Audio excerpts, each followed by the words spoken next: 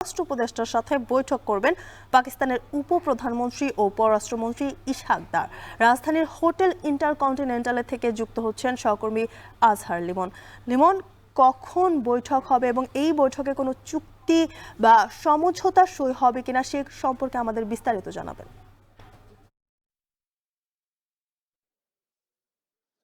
জি জ্যোতিকা, আমরা হোটেল ইন্টারকন্টিনেন্টালে আছি। আমাদের হাতে যে সূচি দেওয়া হয়েছে তাতে আমরা দেখছি যে এখন থেকে আর আধা ঘন্টা পরে 8:30টায় এই দুই নেতার বৈঠক হবে এবং এটিকে বলা হচ্ছে ব্রেকফাস্ট মিটিং বা প্রাতরাশ বৈঠক। এখানে থাকবেন বাংলাদেশের পক্ষে বাংলাদেশের যিনি বাণিজ্য উপদেষ্টা শেখ বশিরউদ্দিন, এবং আমাদের হাতে আজকে পাকিস্তানের উপপ্রধানমন্ত্রী ইশাক দারের দ্বিতীয় দিনের যে কার্যসূচি রয়েছে তাতে আমরা দেখছি যে আজকে আনুষ্ঠানিকভাবে ওনার 9টি ইভেন্টে অংশ নেবার কথা এবং তার মধ্যে কিন্তু 4টি ইভেন্ট এই তার যে সফরকালীন আবাস হোটেল ইন্টারকন্টিনেন্টালে।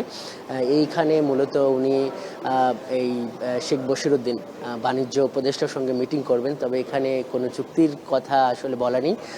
উনি সকাল 10টার দিকে যাবেন হোটেল সোনারগাঁওয়ে, সেখানে তিনি পররাষ্ট্র উপদেষ্টার সঙ্গে বৈঠক করবেন এবং সেখানে কিন্তু 2 থেকে 3টি চুক্তি সমঝোতা হবার কিন্তু কথা রয়েছে। এবং হোটেল যে সোনারগাঁওয়ে সেখান থেকে উনি মোটামুটি দুপুর 1:30 পর্যন্ত থাকবেন এবং উনি 1:30টায় ফিরে আসলে এইখানে যেটা আমরা দেখছি যে এখান থেকেই উনি প্রধান উপদেষ্টার যে বাসভবন যমুনা সেখানে উনি প্রধান উপদেষ্টার সঙ্গে বৈঠক করতে যাবেন এবং একই সঙ্গে আজকে বিএনপির যিনি চেয়ারপারসন তার সঙ্গেও একটি বৈঠকের কথা শোনা যাচ্ছে, তবে এটি এখনও আমরা নিশ্চিত হতে পারিনি।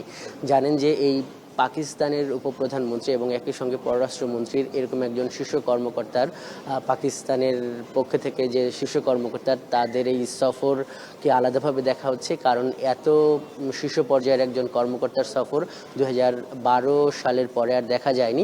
গণঅভ্যুত্থান পরবর্তী বাংলাদেশে পাকিস্তানের অনেক কর্মকর্তা, বিশেষ করে অনেক মন্ত্রিসভার প্রায় 3 জন সদস্য বাংলাদেশ সফর করেছে ওনাকে দিয়ে। তো এইখানে যেটি আমরা দেখছি যে শুরুতেই গতকাল রাজনৈতিক দলগুলোর নেতৃবৃন্দর সঙ্গে কথা বলেছিল, বৈঠক করেছেন এই পাকিস্তানের উপপ্রধানমন্ত্রী। যেটি দেখা যাচ্ছে এই বৈঠকে যে রাজনৈতিক দলগুলোর নেতারা যেটি বলছে যে দীর্ঘদিন বাংলাদেশ একটি একপেশে পররাষ্ট্র নীতির মধ্যে দিয়ে চলেছে। 5 আগস্ট পরবর্তী সময়ে তারা এখন বাংলাদেশের যে পররাষ্ট্র নীতির যে নীতি সেটি হলো যে সবার সঙ্গে বন্ধুত্ব, সেই বন্ধুত্বর জায়গাটাকে বাণিজ্য বা এই কূটনীতির জায়গাটাকে আরও সম্প্রসারিত করতে চায়।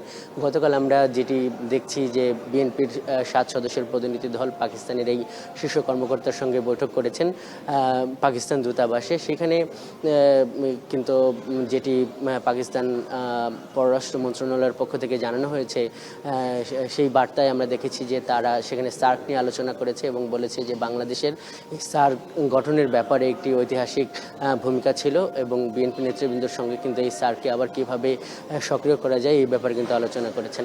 এরপরে আমরা দেখেছি যে সেইখানে জামাত এবং এনসিপির নেতৃবৃন্দের সঙ্গে কথা বলেছেন। এনসিপির সঙ্গে যেরকম 71 প্রসঙ্গ কিংবা সংস্কৃতি বিনিময়ের কথা বলা হয়েছে, সেইভাবে জামাতের সাথেও ব্যবসা বাণিজ্য এই সমস্ত বিষয়গুলো কিন্তু আলোচনা করা হয়েছে, যেটি পরবর্তীতেই নেতৃবৃন্দ গণমাধ্যমকে জানিয়েছেন। তো আমরা এখানে আছি, আর আধা ঘন্টা পর হয়তো এই বাণিজ্য উপদেষ্টা উনি আসবেন এবং এরপর এখানে কি বৈঠক হয় এই বিষয়গুলো আমরা এখান থেকে আপনাদেরকে জানিয়ে দিতে পারবো। জ্যোতিকা।